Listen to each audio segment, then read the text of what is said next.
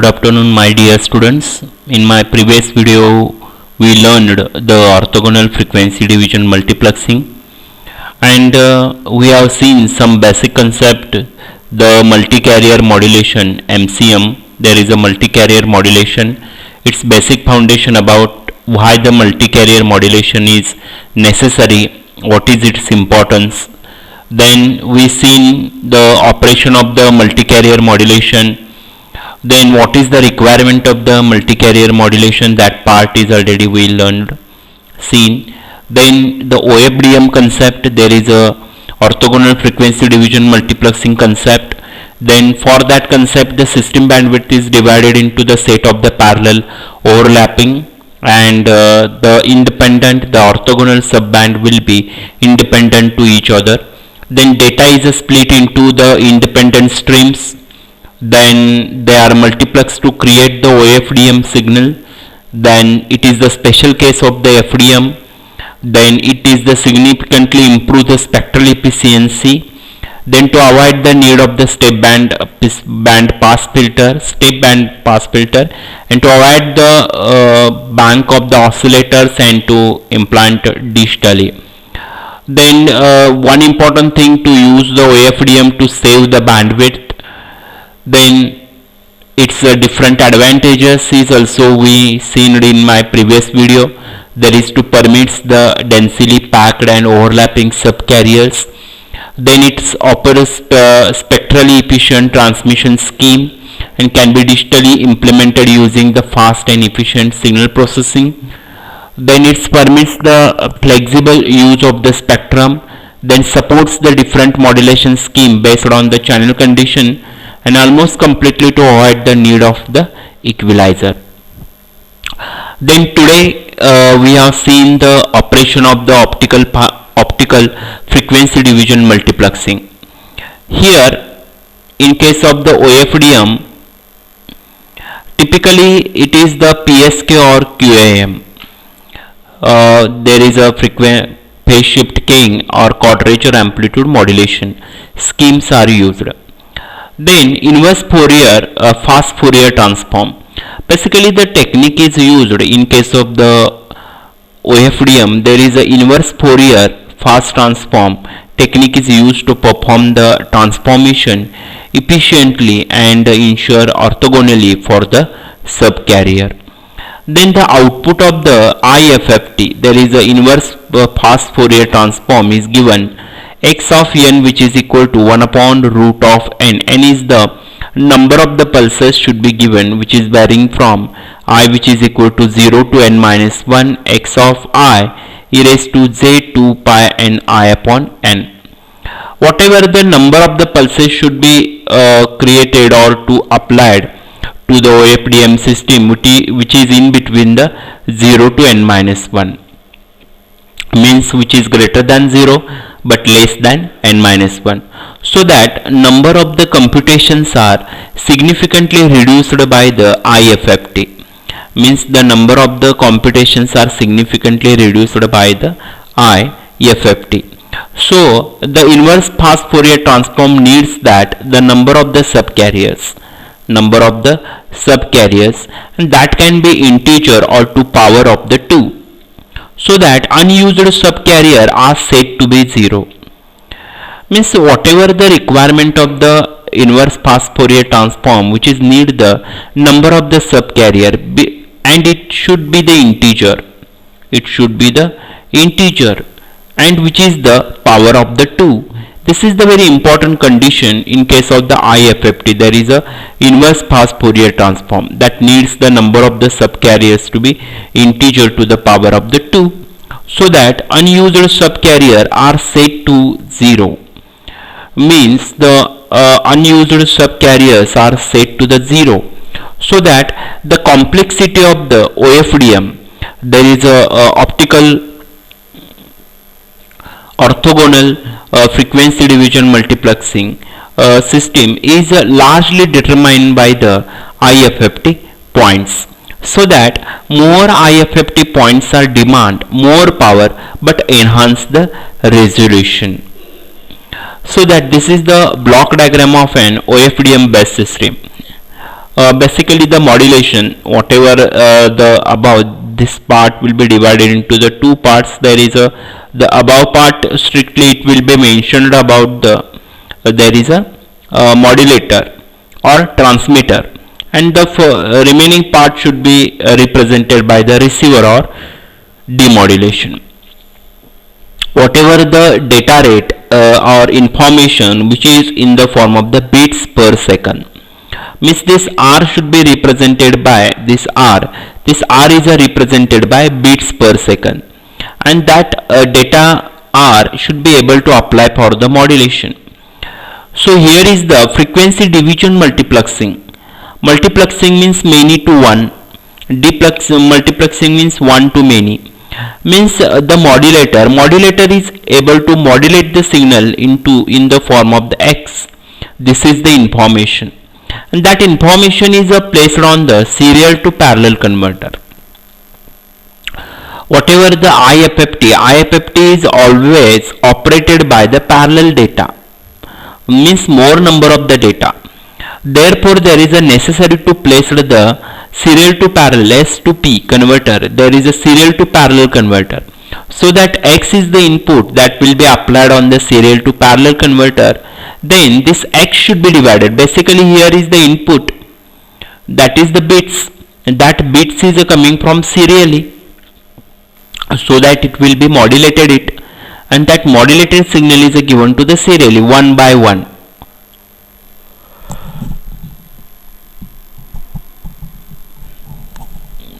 This data is come for the serially, so that this X will be divided into X of 0, X of 1, X of 2, X of 3 up to the X of n minus 1, and that will be applied for the IFFT, so that whatever the output is coming from the inverse of the input, so that its output is X of 0, means here is the capital X of 0, its inverse is the X of small x of 0, means the output from the IFFT of the input is a capital X of 0, then its output is small x of 0.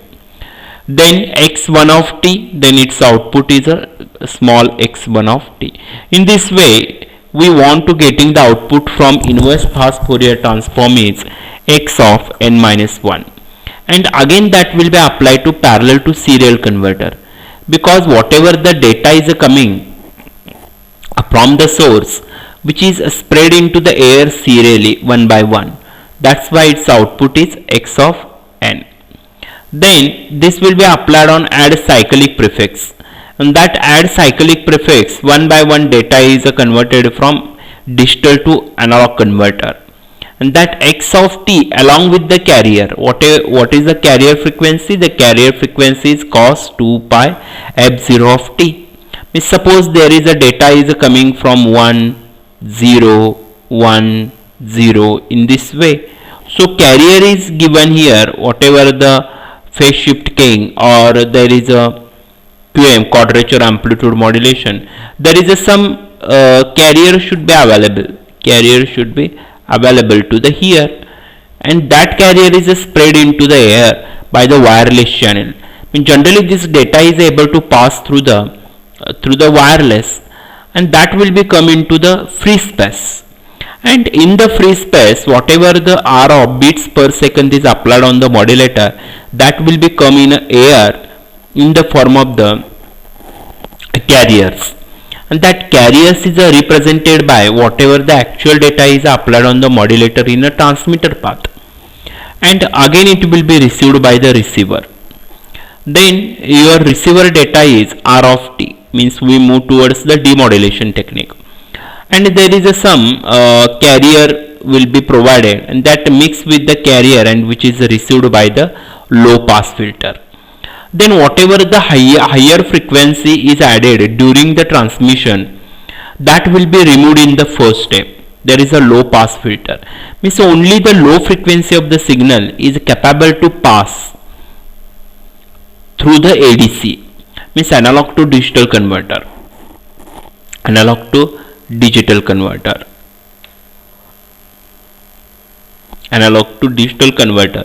means once the signal is passed through the analog to digital converter, then it is come to the remove the cyclic prefix, Once we remove the cyclic prefix, then it will be applied for serial to parallel converter. Again, here whatever the inverse Fourier transform data we have to be processed on the transmission side to inverse Fourier transform. Here is the fast Fourier transform. Then FFT is able to apply whatever the data is received from the serial to parallel converter, and that data is provided to parallel to serial converter. Means whatever the serial data is coming from P to S converter, it will be demodulated. That will be applied from the input side, and this is the recovered data, and this recovered data is again in the bits per second. Then cyclic prefix. What is the meaning of the cyclic prefix here? Here is the cyclic prefix will be given. Add the cyclic prefix and remove the cyclic prefix. Then these are the very important process during the transmission, to add the cyclic prefix and to remove the cyclic prefix. What is this meaning? We have seen here. Basically the cyclic prefix is related for the guard time, and the guard time between the adjacent symbol is inserted to eliminate the inter-symbol interference. Suppose there are the two, in case of the OFDM, to save the bandwidth, but once there are the two signal will be overlapped together, then there are to generated the noise for this, and this noise is called as this overlapping, which is called as the aliasing.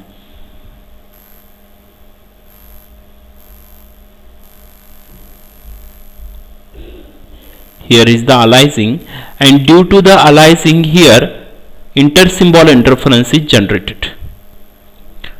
Here is the ISI means, and we have to be place the guard band between these two signal. Means here is the signal number 1, here is the signal number 1 and signal number 2. We have to be placed here separately in this way, and to place the guard band between these two, this. So what happens, due to the overlapping, we want to prevent the overlapping by adding the guard time between the adjacent symbol. Understand all of you? So that the guard time, this guard time we have to be inserted to the here with respect to these two signals, or adjacent symbol, which is called as the adjacent symbol, is inserted to eliminate the inter-symbol interference. So there is a no ISI will occur if the guard time is a larger than delayed spread. So guard time is a pure system overhead and contain no information. Basically guard time we have to be inserted due to elimination of the inter-symbol interference only, but there is no any information, so that the guard time is a purely system overhead and contain the no information. So cyclic prefix is inserted in order to preserve orthogonality, so that your cyclic prefix is inserted in, means the first signal you want to add the cyclic prefix first, then second, then third, fourth, fifth, in this way, so that the cyclic prefix is inserted in order to preserve the orthogonality. And the cyclic prefix provides the multi-path immunity and to synchronization of the tolerance, so that the cyclic prefix provides the multi-path immunity and the synchronization tolerance, so that to increase the required transmission bandwidth, means due to the adding the cyclic prefix to increase the transmission bandwidth, hence lower spectral efficiency. While CP will be increase the required bandwidth, definitely, because you want to adding the guard band, and due to the guard band the bandwidth should be going to be increases. Once the bandwidth is going to be increases, the required transmission bandwidth is also increases. And lower spectral efficiency, definitely its efficiency should be decreases, so that the transmit power is associated with CP is the vast. This is the conclusion about the OFDM. Means basically the transmit the power associated with the CP is the best. Then insertion of the cyclic prefix. How to insert insertion of the cyclic prefix? See here. Whatever this diagram is indicated by the OFDM symbol. And the OFDM symbol, its time duration is the combination of time slot plus guard band. Basically the guard band interval, this is the guard band interval, copy here. Okay, cyclic prefix. The OFDM symbol n-1 is here for this case, and here OFDM symbol n+1 will be here. So basically here is the copy, this will be copied to the here. So guard band will be inserted, means actually your information should be placed to the here in this way, and here is the information. Basically here is your information of this pulse. Next band should be starting from here. Here is the information. So cyclic prefix we want to insert it to the here. Because of that the next information guard interval will come here. So must we know that on which time duration your next guard interval will be start, so that whatever the time duration, basically the total time duration is up to the here, from here to here, and this OFDM symbol n, the total time duration t, which is equal to, this is the guard band and this is the time slot for the information, and where the actual guard interval we want to place the prefix number. In this way we want to insertion of the cyclic prefix. Then we move towards the OFDM disadvantages.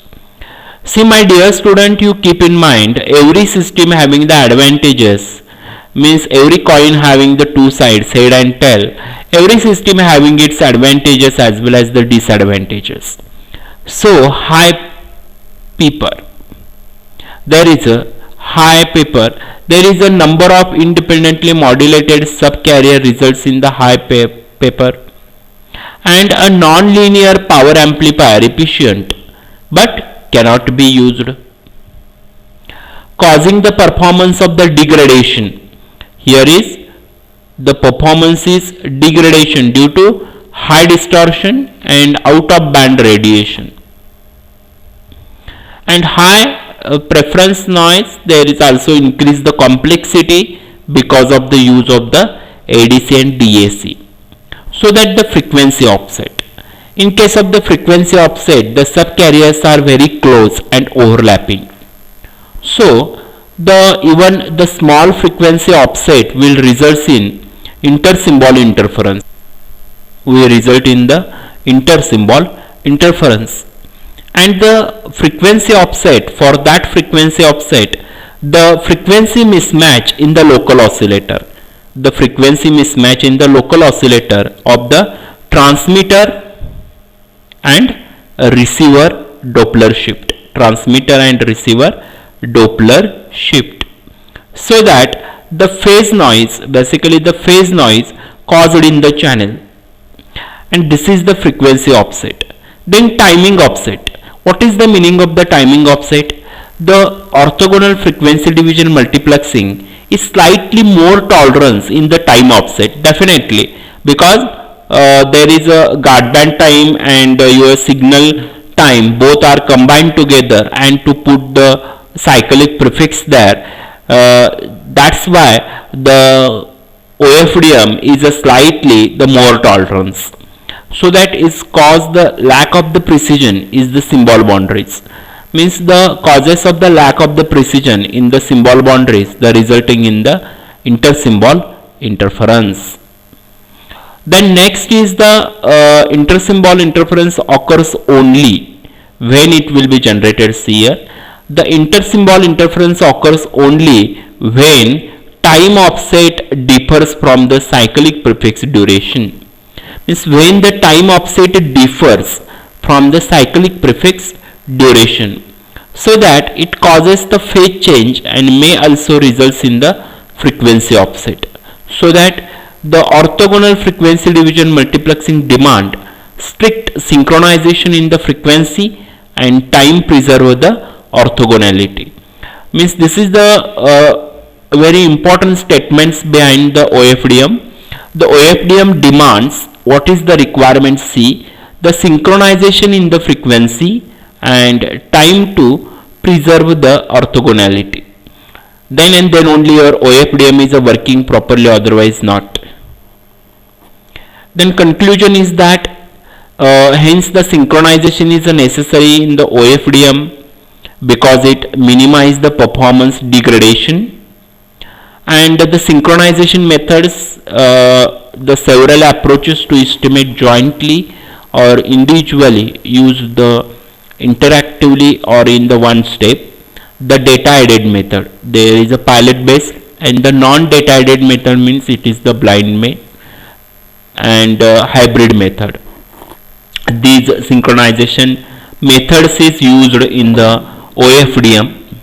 I think here is to complete up to this point. Here is to complete your unit number 5. If any doubts, any query, please write on my comment page. Please subscribe my channel, like and share it, and to press the bell icon for more updates. Thank you very much. Have a nice day.